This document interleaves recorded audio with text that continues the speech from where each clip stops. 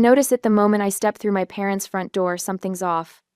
The air feels charged, like the stillness before a thunderstorm. Mom's smile stretches too wide as she takes my coat. Dad's handshake a touch too firm. My sister Autumn practically vibrates with excitement, her eyes darting between our parents with that conspiratorial gleam I've known since childhood. "Sierra, honey, so glad you made it."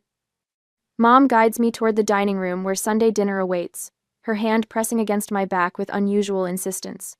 The table looks perfect, of course. Mom's best china, the crystal glasses that only appear for special occasions, a centerpiece of fresh flowers. Whatever this is, they've planned it carefully. I take my usual seat across from Autumn, whose smile reminds me of when she was 8 and knew I was about to step on the whoopee cushion she'd hidden under my chair cushion. Dad carves the roast beef with practiced precision, while Mom distributes mashed potatoes, green beans, and those Parker House rolls I've loved since childhood. That's when I spot it. A manila folder tucked beside Dad's plate, its corner peeking out from under his napkin. My stomach tightens. "How's the clinic?" Mom asks, her voice artificially bright. "Still working those crazy hours?" "Business is good." I keep my answer simple, watching Dad's eyes flicker toward the folder. "We've increased our patient load by 20% this quarter." Autumn snorts softly. "All those patients, but such a tiny waiting room. Someone should really upgrade your office management." The pieces click together in my mind. A puzzle I wish I couldn't solve. Dad clears his throat, setting down his fork with a deliberate clink against fine china. "Sierra, we've been thinking about the future of your clinic." I freeze mid-bite, the food turning to sawdust in my mouth. Mom jumps in smoothly, as if they've rehearsed this. "Family businesses need family management, dear. Your father and I have been discussing how to keep healing hands in the family long term." "It's not a family business," I say carefully. "I built it myself." "With our support," Dad counters, reaching for the folder. "And now Autumn has an excellent proposal that will benefit everyone." My sister straightens in her chair, practically preening. "I've worked up a business plan to become your practice manager. I'd handle all the boring paperwork stuff while you focus on patients." She leans forward, eyes gleaming. "I'm only asking for a 25% profit share, which is really reasonable considering all the growth I'll bring." My heartbeat pounds in my ears. This isn't a casual Sunday dinner, it's an ambush. Memories flood back unbidden. Double shifts at the hospital cafeteria during physical therapy school, sending money home to help Autumn through her freshman year of college while I ate ramen in a one-room apartment with furniture rescued from curbsides. Midnight study sessions after 14-hour clinical rotations. The $187,000 in student loans that still drain my checking account each month. "I already have a clinic manager," I say, surprised by the steadiness in my voice. Mom waves her hand dismissively. "But Autumn is the real people person. Remember how she charmed Dr. Wilson at your clinic opening? He barely noticed you were there." I remember. Just like I remember Dad dismissing my academic honors at graduation. Book smarts don't build practices. Sierra while photographing Autumn in my cap and gown. I remember Autumn's temporary help at the front desk last summer that resulted in unauthorized discounts to her sorority sisters. The weeks I spent apologizing to patients after her scheduling mix-ups left some waiting hours and others turned away entirely. "May I see what you've prepared?" I ask, nodding toward the folder.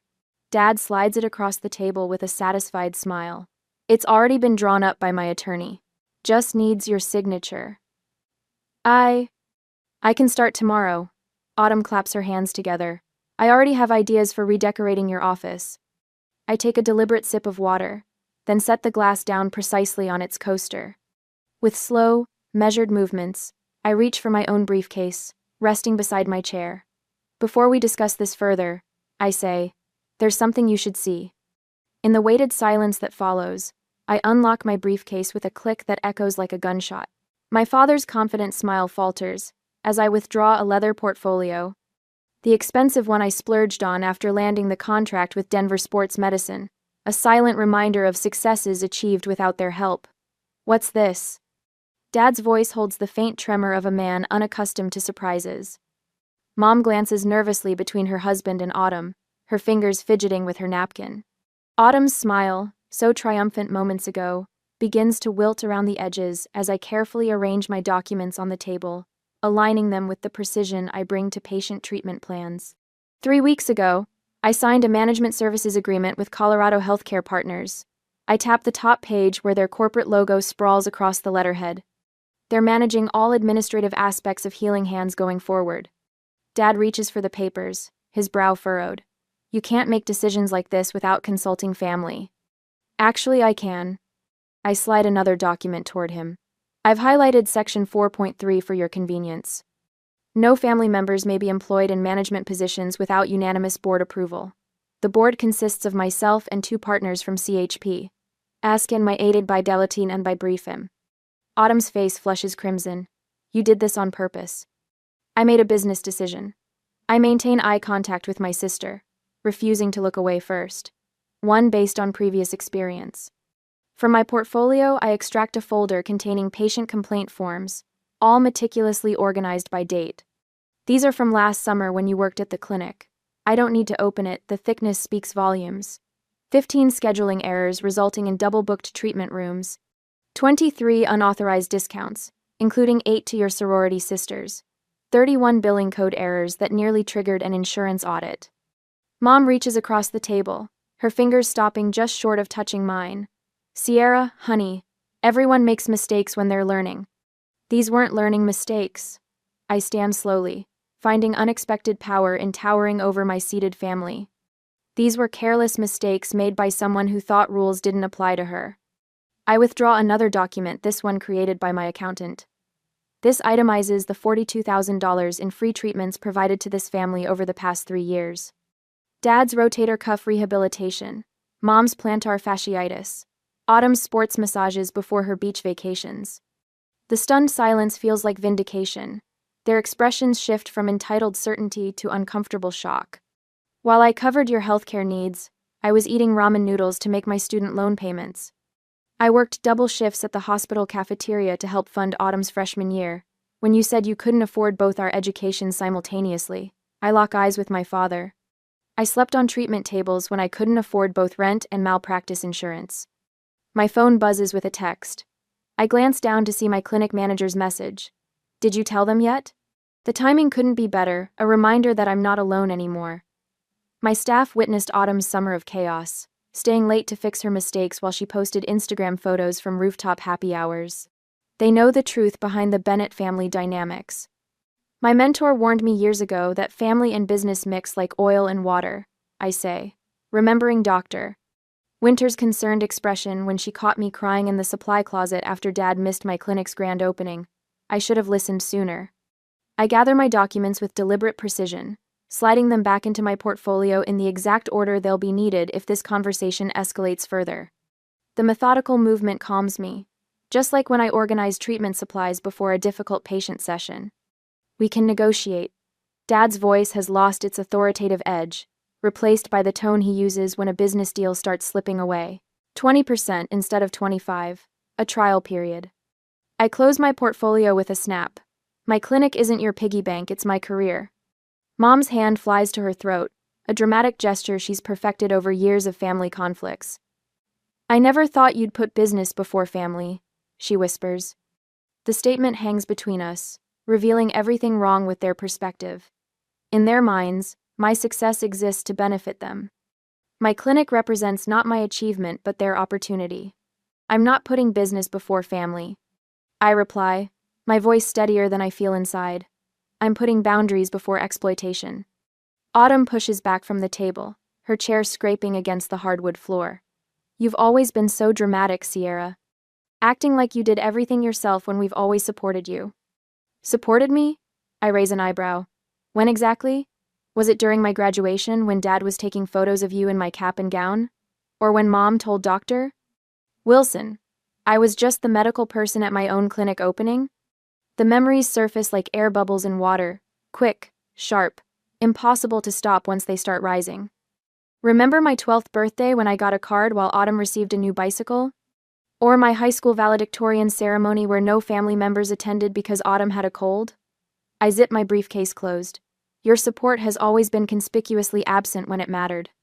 Dad stands now too, his height no longer intimidating as it was throughout my childhood. You've changed, Sierra. Success has made you cold. No. I meet his gaze without flinching. Success has made me visible, and you don't know what to do with a daughter you can't ignore. I lift my briefcase from the chair, surprised by how light it feels compared to the weight I've carried for years. For the first time since entering their house, I take a deep breath that doesn't hurt my chest. I'll see myself out. I turn toward the door, then pause. Oh, and starting next month, family treatments will be billed at standard rates. Our charity program is reserved for patients who can't afford care, not those who simply prefer not to pay. Behind me, I hear my mother's shocked intake of breath, my father's muttered curse, and Autumn's theatrical sob. But for once, their reactions don't pull me back into the familiar dance of appeasement. I step out into the evening air, where my phone buzzes with another message from my clinic manager. We're all here for you. And for the first time in my life, I truly believe it. That night at my apartment, memories flashbacked. My 12th birthday falls on a Tuesday in April, unremarkable except for the math test I aced, and the single card propped against my cereal bowl that morning. 2 weeks later, Autumn turns 10 and receives a gleaming teal bicycle with streamers on the handlebars and a wicker basket for collecting neighborhood treasures. I watch from our front porch as she circles the driveway, our parents clapping with each wobbly lap. "Sierra, take a picture of your sister?" Dad calls, tossing me his camera. This is a milestone. I angle the viewfinder to capture Autumn's beaming face, her hair catching sunlight as Dad steadies the bike seat. Mom waves a handkerchief like she's sending off royalty. "Remember when I got my first bike?" I ask later, helping Mom with dishes while birthday cake crumbs still dot the kitchen table. She pauses, sponge suspended. "You were a practical child, Sierra. You always wanted books instead." But I hadn't. I'd circled bikes in catalogs for 3 years running. High school graduation brings academic honors, valedictorian, science medal, full academic scholarship to Colorado State. The auditorium buzzes with proud parents clutching bouquets and cameras. Mine arrives 7 minutes after my speech, slipping into back row seats as I return to mine. Traffic was terrible.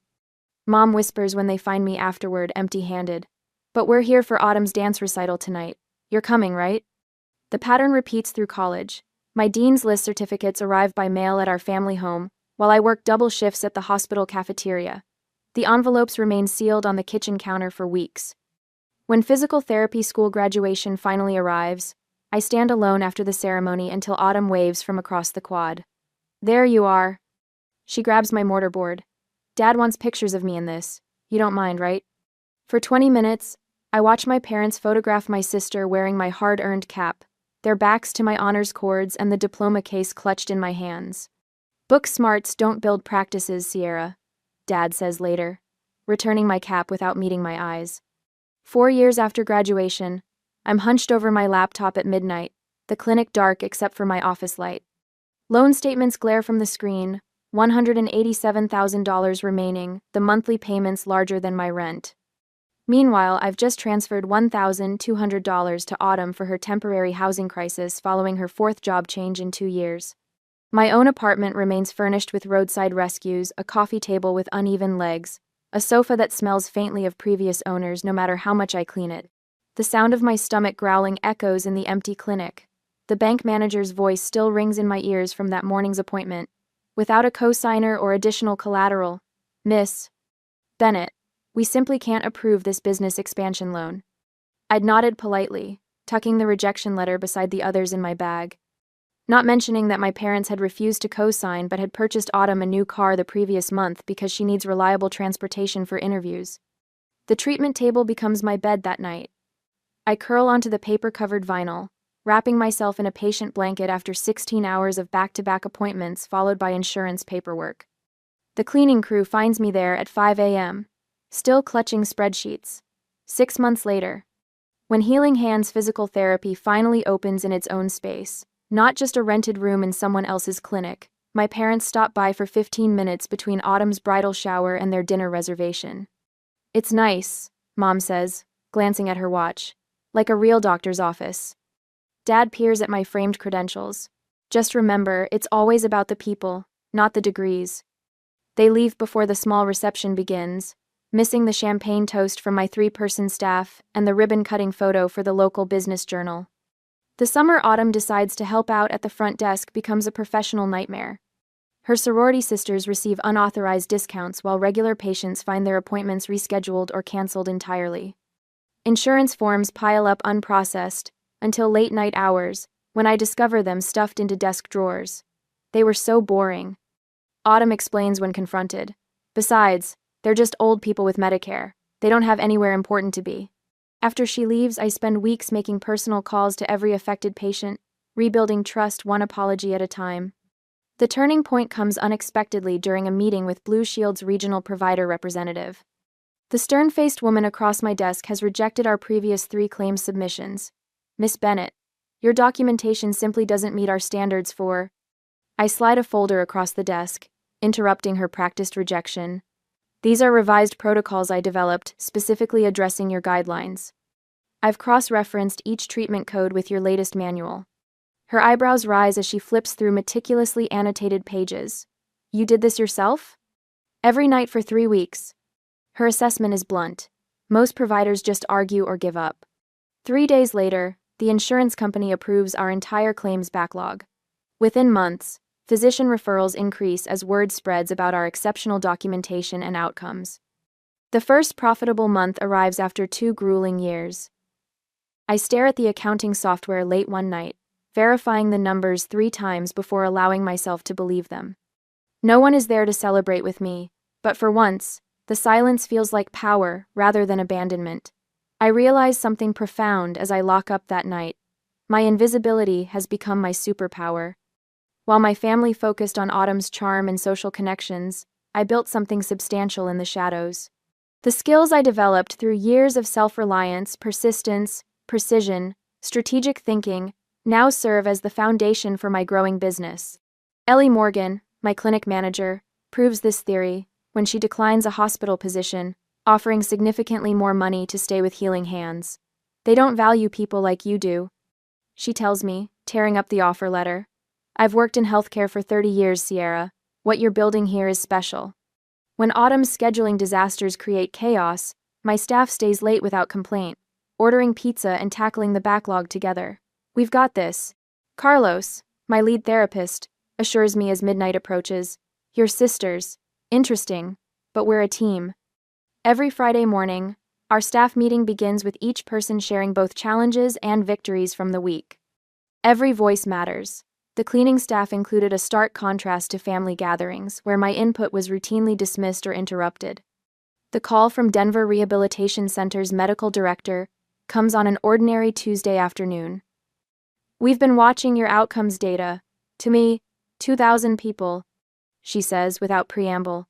Our orthopedic department wants to discuss a specialized treatment partnership. That evening, we gather in the clinic after hours, not for emergency rescheduling but for celebration. 9 people now instead of the original 3, toasting with plastic cups and grocery store cake. To Sierra, Ellie calls out, who saw possibilities while everyone else saw limitations. In the quiet after everyone leaves, I gently lift my first business license from its frame, tracing the embossed seal with my fingertips. Tomorrow, I'll rehang it in the expanded reception area, a reminder that being overlooked sometimes allows you to build foundations no one expects to stand. 6 weeks after the confrontation, at work, my corner office offers a panoramic view of Denver's skyline, though I've positioned my desk to face the treatment floor instead. Through the glass wall, I watch Meredith guide Mrs. Hoffman through her post-stroke exercises. Meredith's patience mirrors what I strive for with every patient, something my family never understood about healing. The contrast between my modest office and our state-of-the-art treatment areas isn't accidental. While patients deserve cutting-edge equipment, I've learned to function perfectly well with a second-hand desk and simple chair. Every dollar saved is reinvested where it counts. I straighten the original Healing Hands therapy sign mounted on my wall, salvaged when we expanded last month. From 3 treatment rooms to 15. From me alone to a team of 15 therapists who share my vision of patient-first care, my phone vibrates for the 3rd time today. Mom again. I silence it without looking at the message. It will be like yesterday's, and the day before.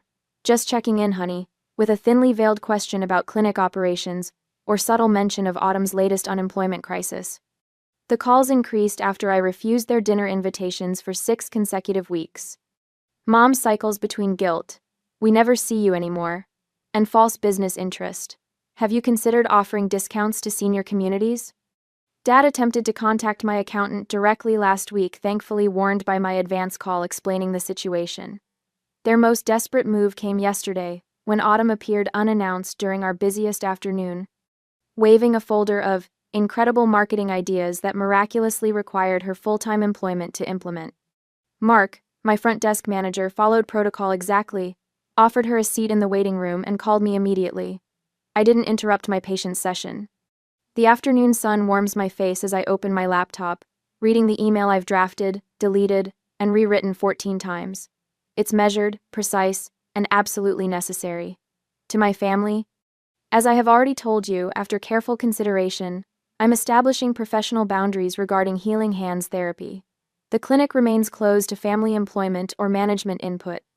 All treatment services will be billed at standard rates. Business discussions are limited to my management team. I remain open to rebuilding our personal relationship, separate from my professional life. Sierra. My finger hovers over send as my office door opens. Carol, my clinic manager, appears with 2 steaming mugs.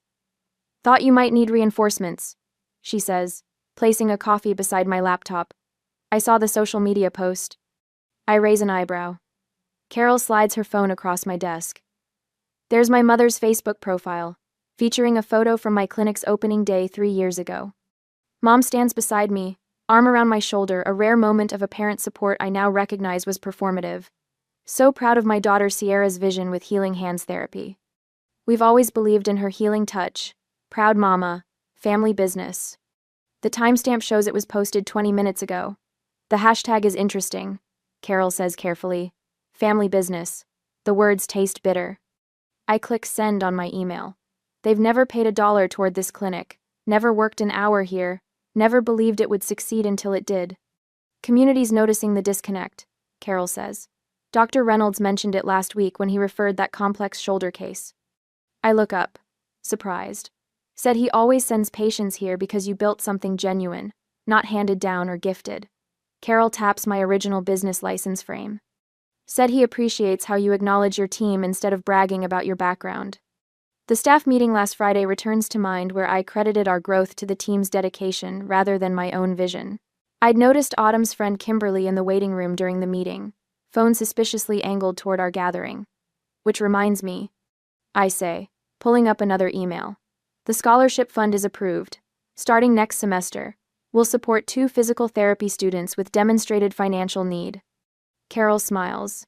Your mother called that wasteful charity when she overheard us discussing it. Exactly why it matters. I stand, stretching tired muscles. Any news from the accountant about their latest inquiry? Your father tried charm, then intimidation. Eventually left when Denise mentioned potential harassment charges. Carol's expression softens. There's something else. She pulls a handwritten note from her pocket. Your mother stopped by during lunch. When I explained you were at the Children's Hospital Clinic, she left this. The envelope bears my name in Mom's perfect cursive. Inside, tear-stained paper contains desperate pleas about family misunderstandings and missing my daughter. The final line requests a family meeting to heal old wounds at their house. Naturally, on their terms. My phone chimes with a text from Autumn. Miss you, big sis. Can we talk? Just us? Carol watches me process these latest maneuvers. Your father's letter arrived in yesterday's mail too. Very formal, suggesting family mediation with his attorney present. I laugh without humor. The tables have turned. Their friends are asking questions. Community members are noticing discrepancies between their claims and reality. Through the window, I watch 2 therapists I hired from disadvantaged backgrounds, guiding patients with the skill and compassion I'd fostered in our clinic culture. The afternoon sun illuminates our expanded treatment floor built from my vision, my labor, my persistence, despite years of family dismissal. What will you tell them? Carol asks.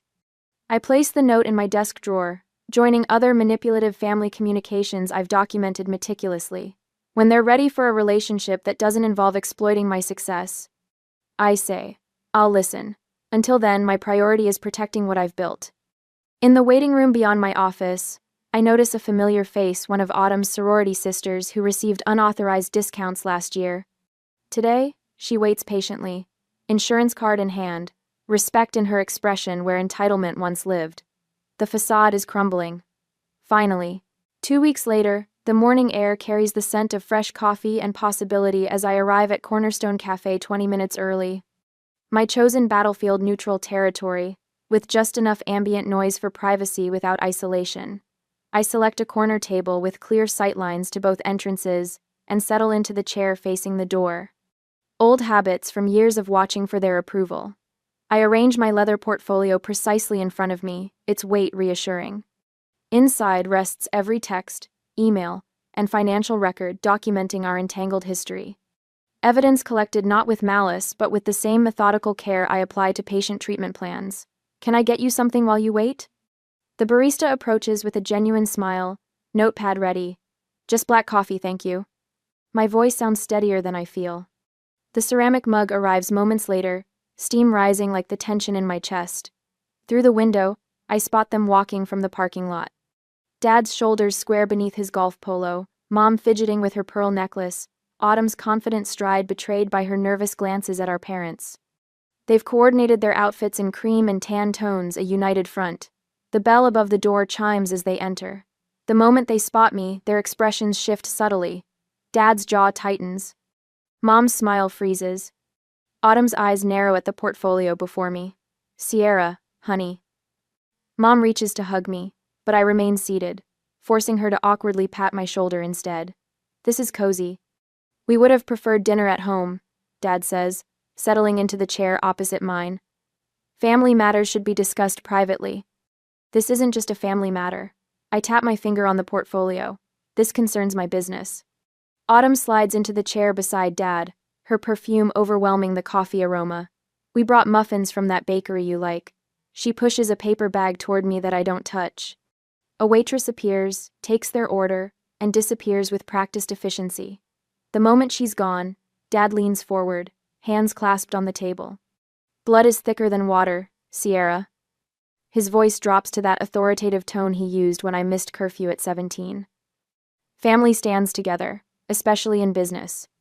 Mom reaches across to squeeze my wrist. We've always been proud of you, sweetie.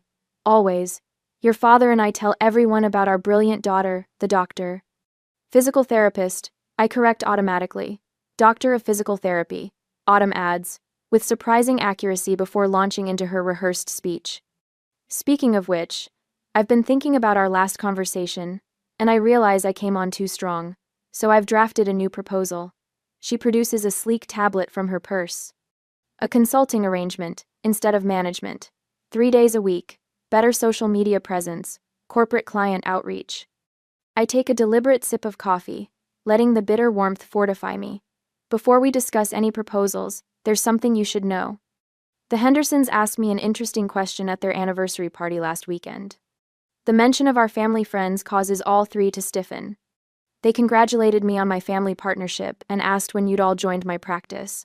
I opened the portfolio, revealing a neatly organized collection of paper. They seemed surprised when I told them you weren't partners in my business. Dad's face flushes. We never said. I have screenshots of your Facebook posts mentioning our clinic and the family practice. I slide the printed pages toward him. And text messages from the Wilsons asking about the family business your mother mentioned at Bridge Club. Mom's face pales. Sierra, it's just expressions of pride. Is it? I withdraw another document. This is Dr. Reynolds' email asking why Dad contacted him about partnership opportunities for the clinic. The silence stretches between us, punctuated only by the hiss of the espresso machine and murmured conversations from nearby tables. You've been watching us. Autumn's voice carries a note of betrayal, as if I'm the one who violated trust. I've been paying attention. I meet her gaze steadily. The same attention I've given to building my practice while you were telling your sorority sisters they could get free treatments. Dad attempts to seize control of the conversation. We're getting sidetracked. We're here to discuss Autumn's role. Autumn will have no role in my clinic. The words come out with a calm certainty that surprises even me. Neither will you or Mom. Sierra. Mom's hand flies to her throat. After everything we've done for you. Everything you've done? I extract a spreadsheet from my portfolio. Here's an itemized list of the free treatments I've provided to this family over 3 years. Market value, $42,735. Here are the loans I gave Autumn during my first 2 years of practice when I could barely make rent. $16,450, still unpaid. Autumn's face contorts. You said those were gifts. I said we'd figure it out later. It's later. Dad's businessman mask slips for the first time. You can't possibly expect repayment after all you've what? I cut him off, voice level but firm. After you missed my doctoral hooding ceremony for Autumn's sorority fundraiser? After you told Dr. Wilson, I was playing at business until I found a husband? After you dismissed my clinic opening as just another job?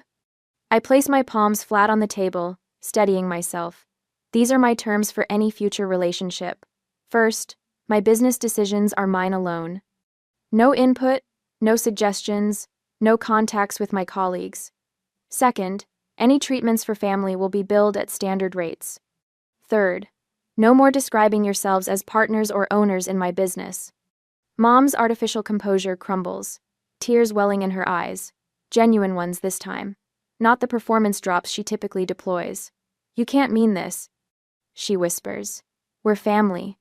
Family respects boundaries, I answer. Family celebrates achievements instead of trying to claim them. Dad's face darkens with frustration. This is absurd. We never thought you'd actually succeed on your own. We were trying to help secure your future. The truth slips out so easily, so naturally, that he doesn't even seem to realize what he's admitted. After all these years, all my work, all my sacrifices, they never believed in me. Autumn's carefully constructed mask falls completely. It's not fair, she hisses. You get everything. The respect, the fancy title, the business. What about me? I'm stuck in a cubicle while you play hero in your precious clinic. There it is, the raw envy beneath the manipulation, the resentment beneath the charm. I close my portfolio with a decisive snap and stand. I built everything I have while supporting this family emotionally and financially. I'm not playing at anything. And I'm done being invisible.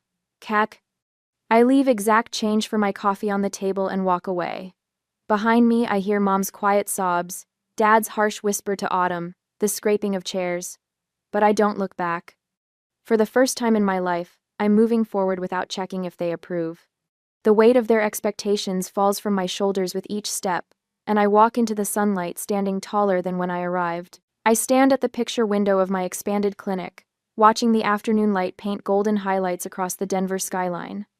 1 year has passed since that fateful Sunday dinner, and the view before me mirrors the transformation within. Dr. Bennett, your 3 o'clock is ready. Melissa, my lead therapist, appears at my side, clipboard in hand. It's Mrs. Abernathy's final session. Perfect timing. I smile, genuine warmth spreading through my chest. The waiting room bustles with activity, a stark contrast to the cramped space where I began. Now, patients sit in comfortable chairs beneath framed community service awards that have joined my original business license on the wall. The waiting list for new patients stretches 2 months out, a testament to the reputation we've built. Mrs.